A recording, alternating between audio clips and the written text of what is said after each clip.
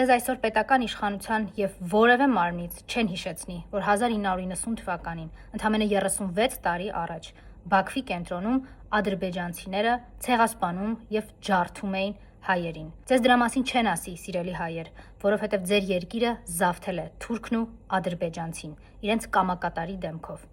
Իսկ կամակատար Նիկոլն էլ ցեղասպանին ու ահաբեկչին հռչակել կիրթ ու կառուցողական։ Ադրբեջանցիներն այնքան դաժան էին վարվում հայերի հետ, որ ընդամենը մի քանի օրում կարողացան Բաքվի բնակչության գերակշիռ մեծամասնությունը կազմող հայերի հետքն անգամ այդ քաղաքում չթողնել։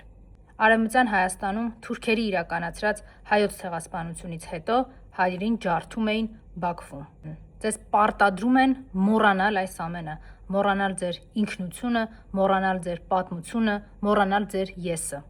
Մենք զրկված ենք մեր ողբերգությունները հիշատակելուց, հաղթանակները տոնելուց, այդ հաղթանակները կրկնելուց, քանի դեռ Թուրքի ու ադրբեջանցու կամակատարը Երևանի կենտրոնում է։ Իրականությունը շատ դաժան է ու շատ պարզ։ Հայերին ցեղասպանած ու ցեղասպանող թուրքն ու ադրբեջանցուն հպատակեցված, դրանցից վախվորած, մեր զոհված հերոսների ու նահատակված հայրենակիցների հիշատակը գետնով տված իրականություն է այսօրը և տարվա մնացած բոլոր օրերը։